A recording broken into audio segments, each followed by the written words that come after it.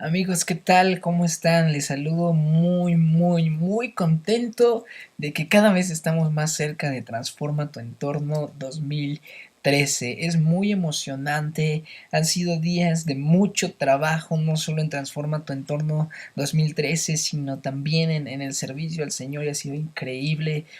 Trabajar con jóvenes sin duda alguna es mi pasión. Y la realidad es que Transforma tu entorno 2013 se está convirtiendo en un movimiento de parte de Dios en donde realmente quiere que lleguemos a un punto de reconocer que muchas de las estructuras que tenemos como cristianos, que muchas de las cosas que estamos haciendo realmente no están siendo funcionales al llamado de Dios de ser testigos en Jerusalén, en Judea, en Samaria y hasta lo último de la tierra, y que es tiempo de que la iglesia despierte al llamado de Dios y comience a darse cuenta que es tiempo de salir a las calles, es tiempo de en donde estemos transformar el entorno de cada una de las personas que están a nuestro alrededor. Así te vean una vez, el simple hecho de verte sonreír sea suficiente para que digan: ese hombre tiene esperanza, y esa esperanza que yo vi en su sonrisa reflejada, entonces yo la quiero y la voy a buscar hasta encontrarla, y la van a encontrar entonces en Jesucristo. Mis amigos, Transforma tu entorno 2013 es muy emocionante porque es un movimiento de Dios que está fundamentado en su palabra, y por eso es que vamos a seguir estudiando ya el capítulo 17. Así es que vamos a ver capítulo 17, que es un poco largo también, pero vamos a revisar lo más importante de este capítulo. Versículo 1: pasando por Anfípolis y Apolonia, llegaron a Tesalónica, donde había una sinagoga de los judíos, y Pablo, como acostumbraba, fue a ellos y por 3 días de reposo discutió con ellos, o sea, 3 semanas seguidas en sábado, ¿no? Y declarando y exponiendo por medio de las escrituras que era necesario que el Cristo padeciese y resucitase de los muertos, y que Jesús, a quien yo los anuncio, decía él, es el Cristo, ¿no? A través de la escritura él demostraba que Jesús era el Cristo, y esto es bien importante porque los judíos creían en un Mesías, pero no creían que Jesús era el Mesías. Un hombre preparado, un hombre que conocía las escrituras, que era un maestro en Israel, llegaba entonces y a través de las mismas escrituras les decía que Jesús realmente era el Cristo. Y otra de las cosas que me destaco en esta parte del versículo 2: y Pablo, como acostumbraba, fue a ellos. Mi amigo, yo quiero que hoy te preguntes cómo la gente te está viendo.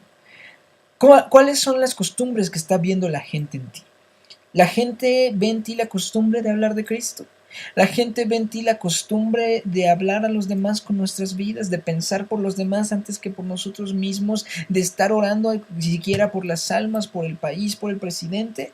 O la gente ve en ti la costumbre de buscar primero tu beneficio, de buscar primero resolver tus problemas, de buscar primero tu propia vida antes que lo que Jesús pide y la vida de los demás. Mi amigo, que nuestras costumbres reflejen lo que Dios quiere que reflejen, que nuestras costumbres puedan ser parte del testimonio que Dios quiere que demos. Dice: algunos de ellos creyeron y se juntaron con Pablo y con Silas, y de los griegos piadosos gran número, y mujeres nobles no pocas. Entonces los judíos que no creían, teniendo celos, tomaron consigo algunos ociosos, hombres malos, y juntando una turba alborotaron la ciudad, y asaltando la casa de Jasón procuraban sacarlos al pueblo. Pero no hallándolos, trajeron a Jasón y algunos hermanos ante las autoridades de la ciudad, gritando: estos que trastornan el mundo entero también han venido acá. Que increíble frase: estos que trastornan el mundo entero. Mi amigo, que a través de Transforma tu entorno, y no solo el Congreso, el movimiento que Dios ya está levantando, podamos trastornar el mundo entero, podamos llevar al mundo entero a una confusión de decir: las estructuras que conocemos no son válidas, hay esperanza, hay más en Jesucristo. Mi amigo, que ese sea nuestro anhelo, que digan de nosotros: están trastornando el mundo, están realmente causando una revolución para la gloria de Jesucristo. Entonces dice aquí eh, que eso es lo que decían, y ahora han venido acá también, a los cuales Jasón ha recibido, versículo 7, y todos estos contravienen los decretos de César, diciendo que hay otro rey, Jesús. Y alborotaron al pueblo, perdón, y a las autoridades de la ciudad, oyendo estas cosas. Pero obtenida fianza de Jasón y de los demás, los soltaron.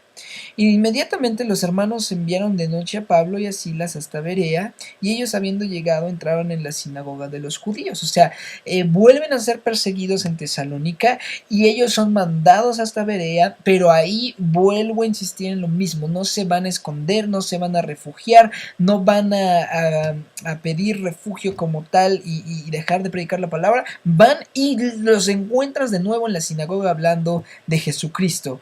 Y estos eran más nobles que los que estaban en Tesalónica, refiriéndose a la gente de Berea, pues recibieron la palabra con toda solicitud, escudriñando cada día las escrituras para ver si estas cosas eran así. Mi amigo, lo que a la iglesia de hoy le hace falta es escudriñar muchas veces las escrituras. Si el pastor nos dice que es así, entonces nosotros decimos así es. Si fulanito nos dice que es así o que no es así, entonces decimos, pues tiene toda la razón. Y nos falta ir a la palabra y ver qué dice la palabra. Aún lo que yo te estoy enseñando en los devocionales o compartiendo más bien contigo, tienes que verlo a la luz de la palabra, porque el hombre falla y a veces el hombre es engañoso y hay líderes falsos, hay gente falsa que a veces trata de poner lo que le conviene justificado con la escritura. Entonces nosotros tenemos que ir y escudriñar las escrituras y ver si estas cosas que decía Pablo eran así. Y dice, así que creyeron muchos de ellos y mujeres griegas de distinción y no pocos hombres. O sea, escudriñaron, y obviamente cuando alguien habla conforme a la palabra de Dios, cuando la persona escudriña, se da cuenta que efectivamente es la palabra de Dios la que está hablando. Bueno, pero inmediatamente los hermanos enviaron, 13, me salté el 13. Cuando los judíos de Tesalónica supieron que también en Berea era anunciada la palabra de Dios por Pablo, fueron allá y también alborotaron las multitudes. O sea, los de Tesalónica no solamente se conformaron con hacer el alboroto en Tesalónica, fueron hasta Berea a alborotar a la multitud de allá. Pero inmediatamente los hermanos enviaron a Pablo que fuera hacia el mar, y Silas y Timoteo se quedaron allí. Entonces se va Pablo, que era el que estaba en peligro, pero la obra sigue siendo realizada por Silas y por Timoteo. Y los que se habían encargado de conducir a Pablo le llevaron a Atenas, versículo 15, y habiendo recibido orden para Silas y Timoteo de que viniesen lo más pronto que pudieran, salieron. Entonces Pablo fue el que se fue a Atenas, pero le pide a Silas y a Timoteo que después de un rato que estuvieron ahí en Berea todavía continuando con la obra, vayan y lo acompañen. Voy al versículo 16. Mientras Pablo los esperaba en Atenas, su espíritu se enardecía viendo la ciudad entregada a la idolatría. Así que discutía en la sinagoga con los judíos y piadosos, y en la plaza cada día con los que concurrían. Y algunos filósofos de los epicúreos y de los estoicos disputaban con él.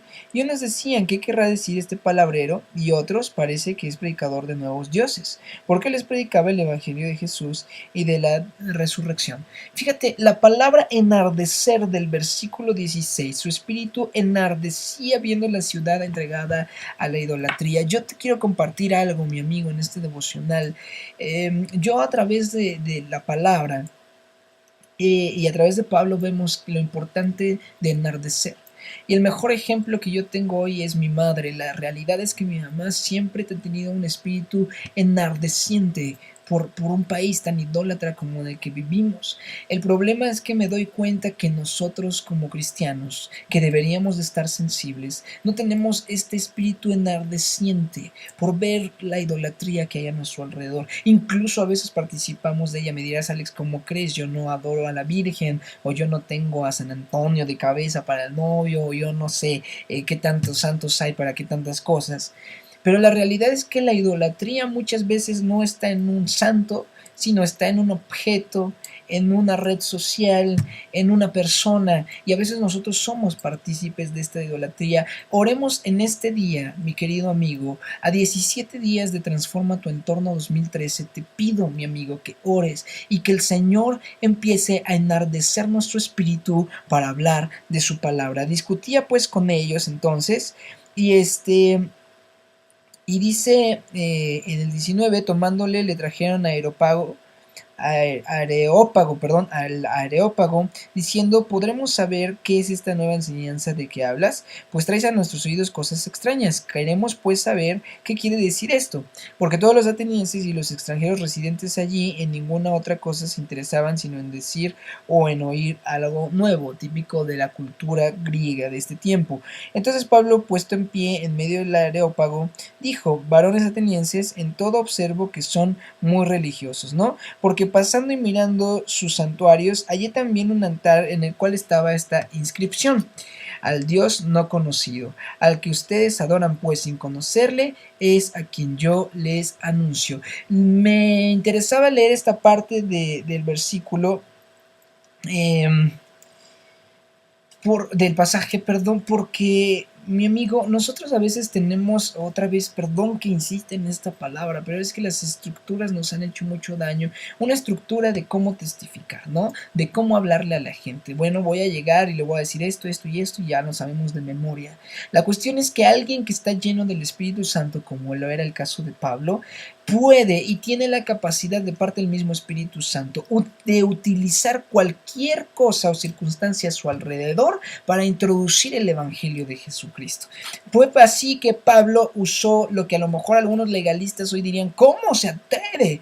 Pero Pablo se dio cuenta que había en ellos la convicción de un Dios único, de un Dios diferente, de un Dios único y un Dios no conocido. Y al darse cuenta que había esa creencia, aprovecha esa oportunidad, y de ahí es de donde saca toda la doctrina de Jesucristo como debe ser. En los siguientes versículos, por falta de tiempo, me los voy a saltar, pero vuelve a hablar otra vez del Evangelio de una manera muy explícita, y dice que cuando oyeron lo de la resurrección en el versículo 32 de los muertos, unos se burlaban y otros decían: ya te oiremos, perdón, acerca de esto otra vez. Y así Pablo salió del medio de ellos. Mas algunos creyeron, juntándose con él, entre los cuales estaban Dionisio, el Areopagita, una mujer llamada Damaris, y otros con ellos. O sea, mi querido amigo, mi querida amiga, nosotros debemos de hablar independientemente de cuántos se conviertan o no. Nosotros debemos de hablar con denuedo, aprovechar cualquier oportunidad y expresar el Evangelio de Jesucristo. Dios hará su parte y vendrán los que estén preparados para recibirle. No dejes de hablar. Pídele a Dios que tu corazón arda por las almas, que tu corazón arda porque otros conozcan la esperanza que está en Jesucristo, porque si no arde en nuestro corazón, jamás tendremos ni siquiera el anhelo de transformar nuestro entorno, y esto pues sería en vano. Pero yo creo que hoy Dios está levantando una generación y corazones que dicen: queremos transformar nuestro entorno y que la gente sepa de Jesucristo. Transforma tu entorno 2013 en 17 días. Dios te bendiga. Nos vemos mañana para seguir viendo el devocional rumbo a este congreso. Bendiciones.